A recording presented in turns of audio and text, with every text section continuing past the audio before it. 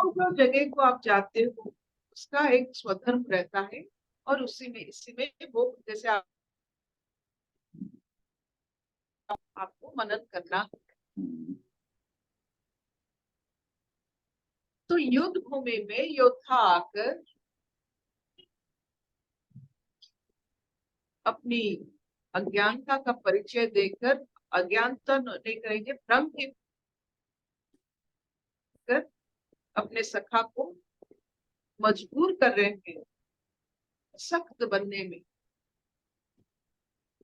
ऐसे ऐसे बात करने में जिससे वो नहीं चाहते। कृष्ण अगर चाहते तो वो पहले से ऐसे काउंसलिंग कर सकते थे।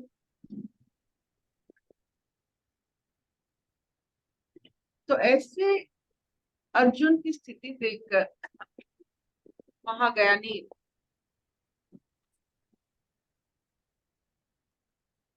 योगेश्वर ये सब प्रकृति और प्रवृत्ति कृष्ण में अर्जुन की वजह से ये रूप हमें देखने को मिला। जैसे बच्चे की वजह से एक स्त्री में, एक लड़की में माँ का रूप देखने को मिलता है, वैसे अर्जुन की वजह से कृष्ण को ये योगेश्वर रूप, आदि गुरु रूप में देखने को मिलता है। कोई और कह देता कि संसार, शरीर तो नाश होता है, आत्मा अविनाशी है, ये इतना हम पर असर नहीं पड़ता। जो जीवन भर इतने सारे बदलाव देखे हैं, उनका जीवन का एक्सपीरियंसेस की वजह से हम उनको मानते हैं।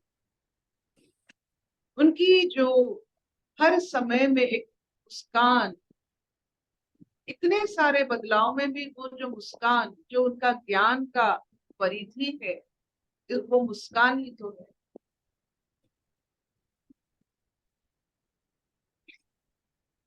तो अब वो कह रहे हैं अर्जुन तो युद्ध है।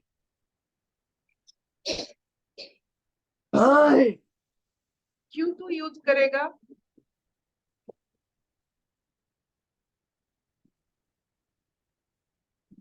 क्योंकि ये जो शरीर है, ये आज नहीं तो कल नहीं रहने वाला।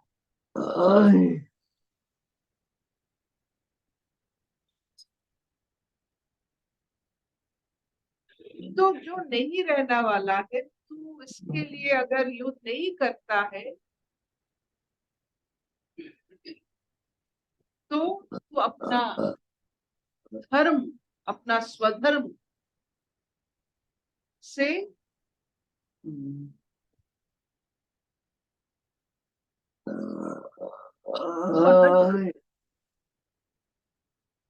प्लीज म्यूट करिए सब लोग।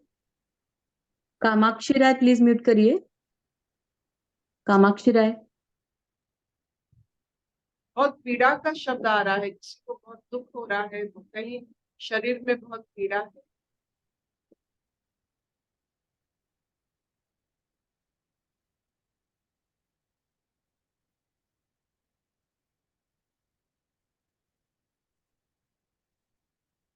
हमें भी बहुत भ्रम होता है, सबको भ्रम होता है।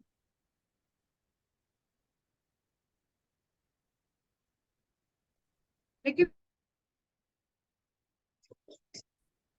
भगवान बोल रहे हैं, देखिए यहाँ हर जगह भगवत, भगवान उवाच, कृष्ण उवाच नहीं। इसका मतलब है कोई भी इंसान अगर उस उच्च कोटि की समझ को व्यक्त करे, उसे भगवान कहा जाता है।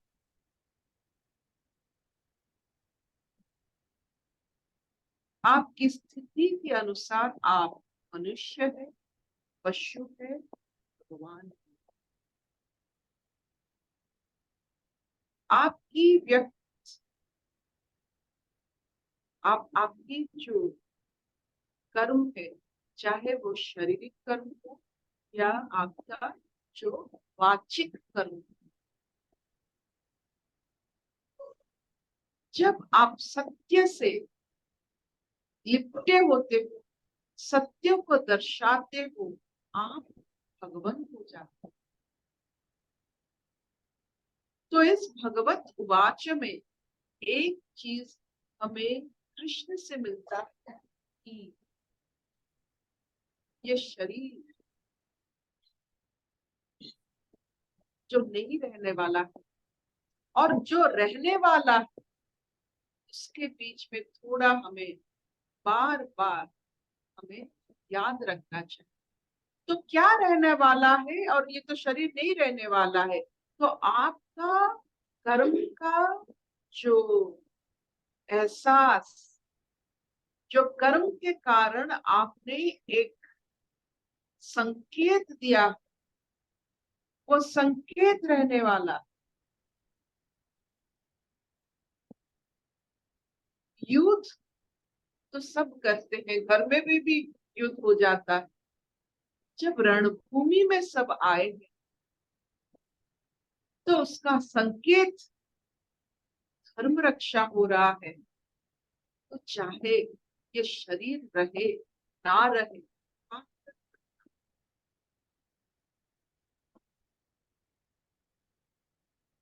क्यों ना इस शरीर को आहुति दे दे इस बड़े यज्ञ में। जब यज्ञ की संकल्प होता है तो वो संकल्प भी अपना प्रतीक होता है। तो अपना संकल्प, जिस वजह से आप शरीर को खो रहे हो, हर दिन शरीर खो रहा है, वजह क्या होनी चाहिए? क्या वजह है आपके जीवन में? शरीर जो नाश्वर होता जा रहा है आहिस्ता आहिस्ता, वजह क्या है इस घिसने का? चंदन की वजह है, वो सुगंध है। तो हम जो घिस रहे हैं, हमारा शरीर हर दिन मिट रहा है, उसका वजह क्या है? वही वजह नाश्वर, वही वजह बहुत मायने रखता है संसार के लिए।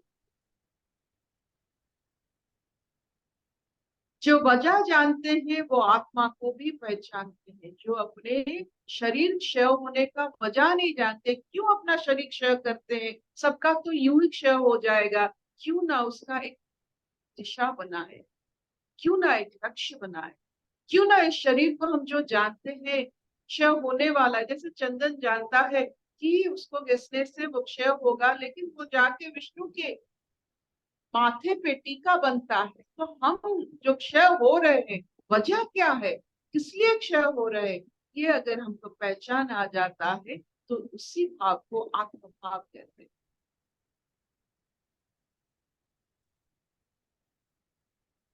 You must know the cause of why you are perishing slowly. हम नष्ट नहीं हो रहे हैं, हम सुगंधित सुगंध अगर शुरू कर दे चंदन की तरह, हमारे घिसने की वजह से, हमारे थोड़ा बहुत आहिस्ता आहिस्ता छूटने की वजह से अगर हम सुगंध भर ले तो वजह बनती है। यही सोच ही आत्मभाव है। You must know, we must know that we will all perish. आलू जैसे खत्म हो जाता है, प्याज जैसे खत्म हो जाता है, हम भी वैसे खत्म हो रहे हैं। वी हैव अ लाइफ, हमारा जीवन बहुत ही कम समय के लिए। भैया वो बर्तन थोड़ा अंदर रखो, उधर गिर जाएंगे निकालते जीवन वक्त। से जीवन से धीरे रखा है वो तो। जीवन से हम सब परिचित हैं, लेकिन शरीर से परिचित नहीं होते। शरीर खत्म हो रहा है, क्यों ना इससे अच्छी तरह से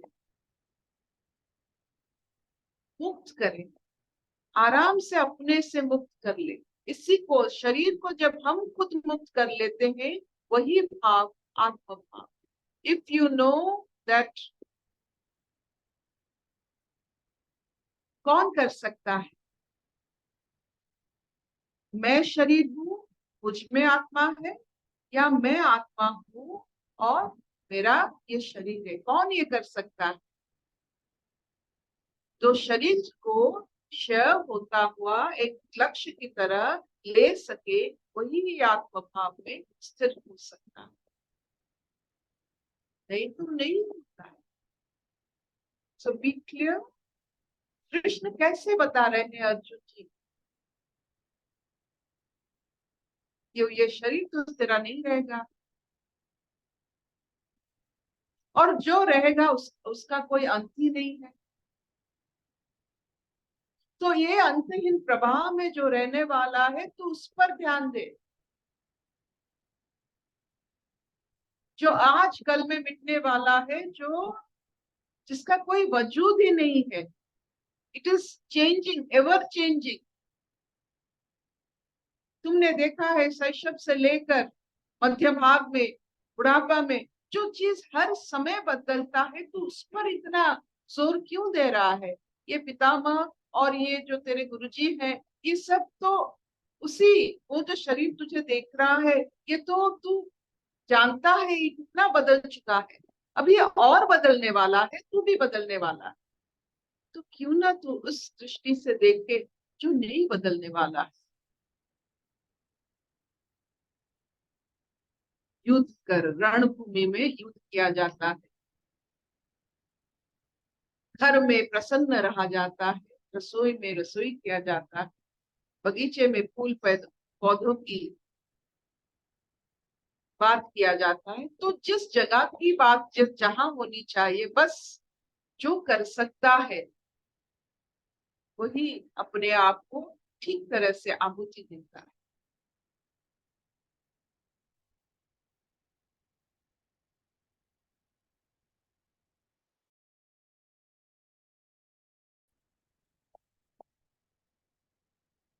क्या अपने जीवन में हर जगह की, जो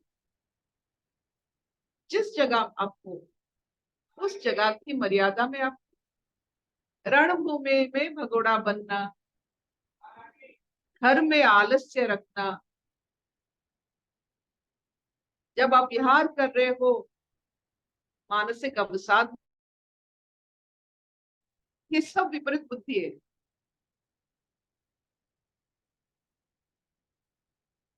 तो जिस जगह में हम घिस रहे हैं, उस घिसने का वजह उस जगह की महिमा होनी चाहिए। घर में है, प्रसन्न रहेंगे, वह हमारा ठीक घिसना है। प्रसन्नता ही घर का शोभा है, बिकॉज हम घिस रहे हैं, हम बदल रहे हैं। तो बदलने का कारण घर में प्रसन्न चित्त। तो हर जगह का एक महिमा होता है। पहले अपना स्थिति को संभाल लो, जगह के बारे में जान लो, फिर फैल जाओ।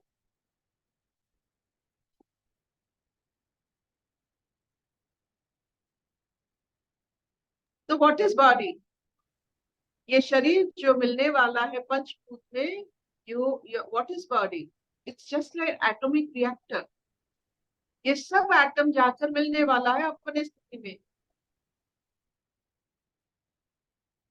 सारे निकल रहे हैं हमसे, वी आर रेडिएटिंग।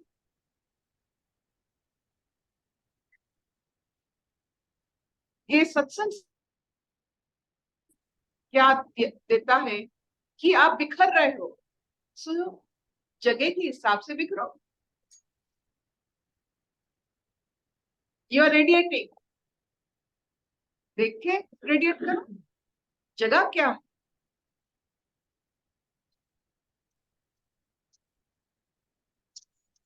रणभूमि में रण किया जाता है। Very is important, you are going inside a gymnasium, वहां जिम्नास्टिक किया जाता है।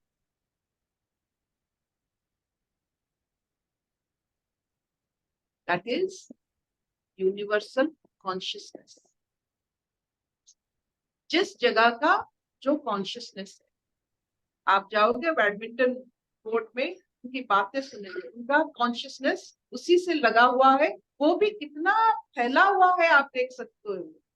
everything.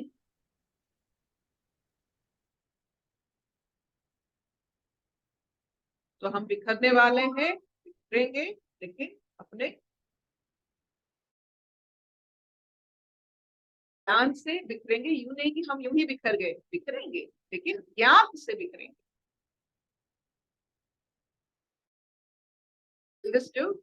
शबनानी, शल्लेबा, बहुत सुंदर, बहुत सुंदर। बिखर जाओ, बिखर जाओ। क्या हम बिखरते, आपने फूल को देखा है बिखरते हुए? फूल पूरा बनेगा, फिर उसका वो जो पेटल्स विल गो डाउन।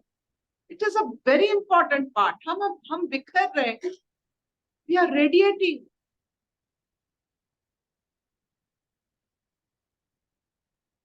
क्यों ना स्थिति के हिसाब से अपना जो कुछ है निछावर कर ले, स्थिति के हिसाब से।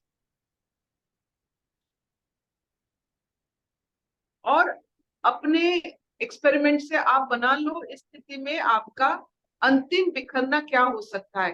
Take that difficult path. घर में प्रसन्नता रखना बहुत डिफिकल्ट बात होता है। I will take the difficult path. Take all the difficult path according to situation. Krishna जैसे हर बात में मुस्कुरा सकते थे, he took the most difficult path.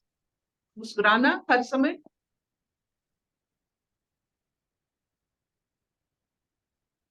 So let us take a difficult path. और जो डिफिकल्ट पाथ लेने की जिसमें ताकत होती है वही आत्मभाव जानते हैं। बल जहां से आता है वही आत्मभाव है।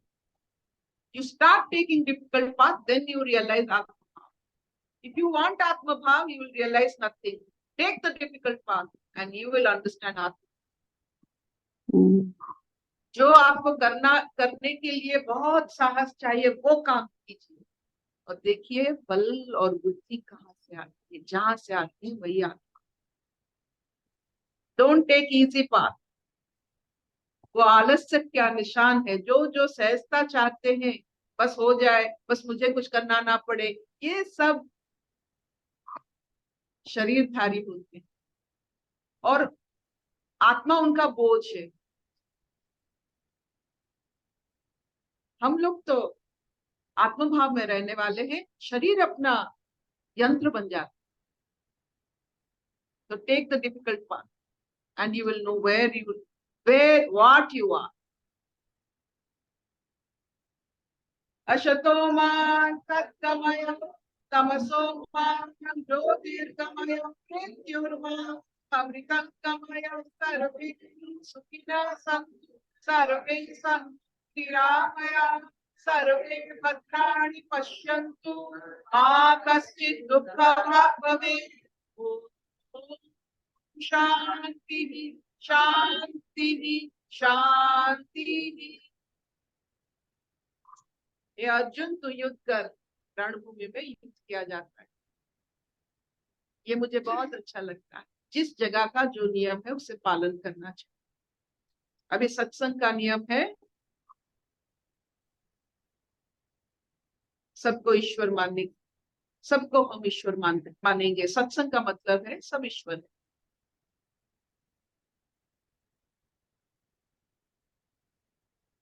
सब ईश्वर का रूप, सबकी आशीर्वाद फैलता है। हर जगह का एक नियम होता है। अर्जुन, जो तुझे कष्ट होता है उस कष्ट से होते हुए आगे चल। जैसे कहते हैं ना, हार के आगे जीत। It's very important. जो तुझे लगता है तू नहीं कर पाएगा, तू उसे कर और देख।